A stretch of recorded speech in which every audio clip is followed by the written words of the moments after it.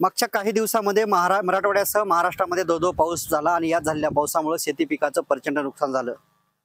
शेतकऱ्यांचे नेते म्हणून ओळख असलेले पाशा पटेल यांनी शेतकऱ्यावर बोलताना ह्या नुकसानीवर बोलताना जे आहे ते शेतकऱ्याबद्दल एक मोठं वक्तव्य केलेलं आहे। निसर्गाची मोठी हानी झालेली आहे, त्यामुळे शेतकऱ्यांना जे आहे ते कर्माचे फळ भोगावं लागतील असंही पाशा पटेल म्हणाले। ह्या सगळ्या विषयावर आपल्यासोबत बोलण्यासाठी आहेत हिंगोली जिल्ह्यातील शेतकरी। खरं तर पाशा पटेल यांचं तुम्ही वक्तव्य ऐकलेलं आहे, तुम्ही बघितलं आहे, नेमकं या वक्तव्याबद्दल तुम्हाला काय म्हणायचं? पाशा पटेल हे शेतकरी नेते आहेत। शेतकऱ्याबद्दल त्यांना फार आपुलकी असं आमचं आतापर्यंत म्हणणं होतं, पण आता सत्तेमध्ये येतं, सत्ताधारी पक्षाबरोबर येतं आणि त्यांना शेतकऱ्याबद्दल किती आस्था आहे। ते शेतकऱ्याच्या कर्जमाफीबद्दल कधी बोलत नाहीत। शेतकऱ्याची नुकसान झाली, अतिवृष्टी झाली, याला जबाबदार शेतकरी कसा आहे? शेतकऱ्याचे कर्माचे फळं काय? का शेतकऱ्यांना ढगाला काठी मारून भोका पाडले काय? शेतकऱ्यांना काय नेमकं धरणाचे दरवाजे उघडले काय? अतिवृष्टी झाली, महापूर आले, लोकांचे जीवनहानी झाली, प्राणहानी झाली, जनावर वाहून गेले, काही लोकांच्या घरात पाणी घुसलं। मुदखेड तालुका नांदेड जिल्ह्यामध्ये इतकंच नाही तर गावाच्या गाव वाहून गेले। आणि हे कर्माचे फळ कसे आहेत? तुम्ही नेते आहेत की शेतकरी नेते आहेत? मला तर वाटतं तुम्ही शेतकरी नेते नाही तर तुम्ही सत्ताधारी पक्षाचे नेते आहेत। तुम्हाला फक्त शेतकऱ्याला टार्गेट करायचं आणि शेतकऱ्याचा अपमान करायचा।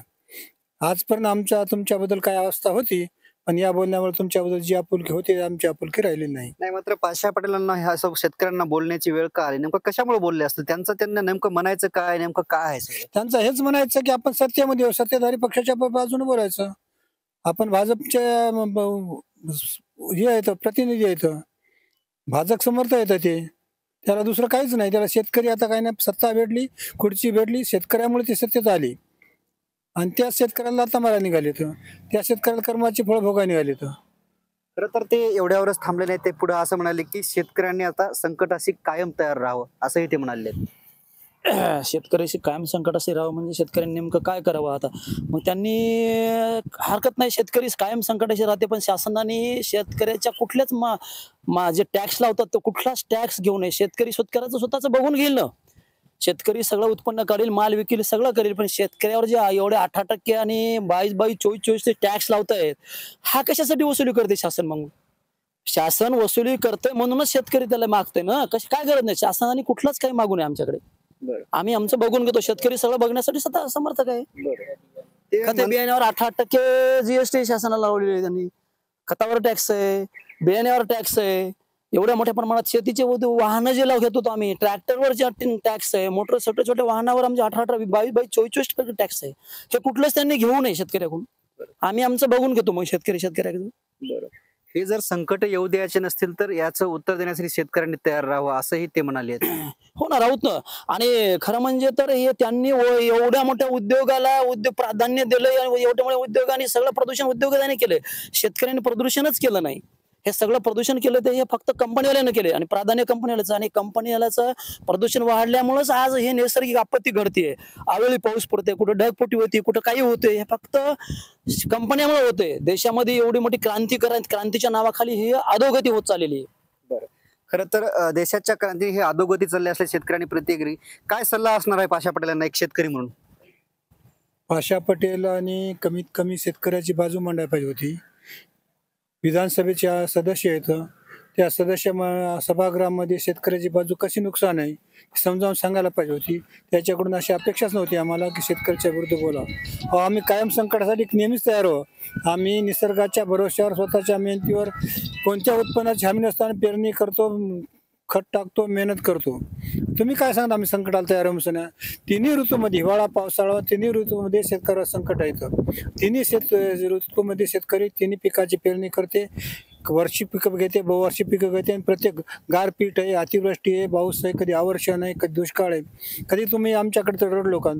तुम्ही आम्हाला कांद्याला निर्यात बंदी केली, प्रत्येक डाळी आयात करून आमचे भाव पाडले। तुम्ही काय केलं शेतकऱ्यासाठी? तुम्ही विधानसभेत कधी बोलले कांदा निर्यात बंदी उठवा म्हणून? तुम्ही कधी डाळी निर्यात बाहेर करून सांगा? देशाला जितकं उत्पन्न लागते डाळीचं, कडधान्याचं, तेलाचं, तेवढी आमच्यात हिंमत आहे। यातला शेतकरी सदन आहे, सक्षम आहे। फक्त तुमची आयात थांबवा, आमच्या निर्यातीला अडथळा आणू नका। तुम्ही 40% कर कांद्यावर लावला। ते अमेरिकेला ट्रम्प सल्ला काय देणार पाशा पटेलांना तुम्ही? आता तुमचा सल्ला काय आहे शेतकरी म्हणून? शेतकऱ्यांना त्यानं विधानसभेत शासनाकडे आमचे प्रश्न मांडायला पाहिजेत, आमचे प्रतिनिधी असतील तर। आणि प्रतिनिधी नसेल तर गपचूप बसावं. पाशा पटेल जर खरंच शेतकऱ्यांचे नेते असतील तर त्यांनी शेतकऱ्यांचे प्रश्न मांडावेत, नाहीतर ते शेतकऱ्यांचे नेते नाहीत असं म्हणून. अजून काही तरुण शेतकरी आपल्या सोबत आहेत. काय हे वक्तव्य केलेलं आहे कितपत योग्य आहे, योग्य काय वाटतं तुम्हाला या वक्तव्याबद्दल? माझं तर मत आहे की शेतकरी हा शासनाच्या कुठल्या अनुदानावर कुठल्या याच्यावर अवलंबून राहणार नाही. माझा एवढाच सल्ला आहे की तुम्ही शेतकऱ्याला शेतकऱ्याच्या मालाचा भाव ठरवण्याची हमी द्या. त्याचा भाव त्याला ठरवता आला पाहिजे. जसं की आज व्यापारीमध्ये जे दुकानदारीमध्ये दुकानदार त्याच्या मालाचा भाव ठरवते, तसा शेतकऱ्याला त्याचा मालाचा भाव ठरवण्याचं हे द्या, मुभा द्या. शेतकरी स्वतः स्वावलंबी होईल. मुद्दा हा आहे की पाशा पटेल यांनी शेतकऱ्याबद्दल मोठं वक्तव्य केलेलं आहे. हे वक्तव्य शेतकरी नेत्यानं करणं योग्य आहे का, कितपत योग्य आहे? योग्य असं मुळात ते त्यांचं जे वक्तव्य आहे शेतकरी नेते म्हणून घेतात ते एकदम चुकीचं आहे. त्यामुळेच आम्ही म्हणतो की आम्ही सरकारच्या कुठल्याच याच्यावर आसमानी संकट, आम्ही त्यांचं म्हणणं आहे 322 दिवस शेतकऱ्यांनी तयार राहावं, आम्ही तयार आहे. पण तुम्ही शासन कुठल्या खत बियाणावर GST टॅक्स लावू नका, टॅक्स फ्री करा आणि शेतकऱ्याच्या मालाचा भाव ठरवण्याची मुभा द्या. निश्चितच हे सर्व शेतकरी जे आहेत ते हिंगोली जिल्ह्यातील होते. आमच्या शेतीच्या मालाला जे काही टॅक्स लागतो मालाला, किंवा मग माल उत्पादित करणाऱ्या रासायनिक खते असतील सगळ्यांना टॅक्स लावू नका, नंतर आम्ही बघू की काय करायचं, ही अशी प्रतिक्रिया या सर्व शेतकऱ्यांनी दिलेली आहे. कॅमेरामॅन ज्ञानेश्वर वानखेडेसह मी रमेश चेंडके, TV9 मराठी, हिंगोली.